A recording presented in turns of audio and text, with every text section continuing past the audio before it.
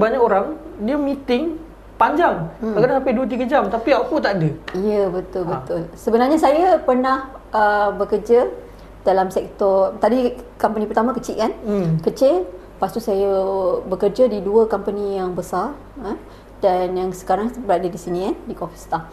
So, apa yang saya perasan, ada macam-macam meeting. Macam-macam meeting. Ada setengah organisasi ni, meeting punya tak panjang. Satu hari suntuk pun boleh jadi. Ya, bayangkan kita tak boleh nak buat apa-apa, tak boleh nak buat kerja, kita terpaksa meeting je kerja. Pagi back to back, pagi petang siang malam. Tetapi macam Nik katalah, output pun tak ada. Kan? Apa benda bila balik, meeting apa tadi? Entah. Aku tak tahu meeting apa. Kalau tulis kat buku, kena buka buku balik. Buka buku balik, tak faham apa benda pun meeting kan. Ada satu lagi meeting, pendek. Okay, pendek, dia very precise, sangat tepat. Maksudnya, what is the issue? What is the solution? Itu ada satu meeting yang straight to the point terus to the point, yeah.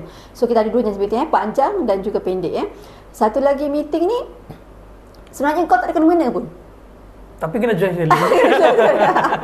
Itu paling banyak juga. Buang masa lah.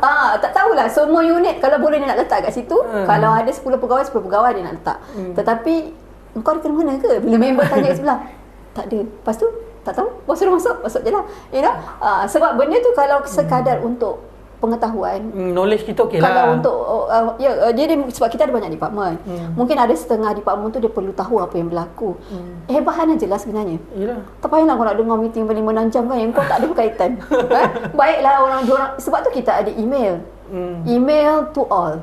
Bahan saja untuk makluman saja. Contoh, okey, dear all, hari ni kita adakan meeting, contohnya lah kata untuk event hari keluarga for example. Mungkin setengah unit tak terlibat.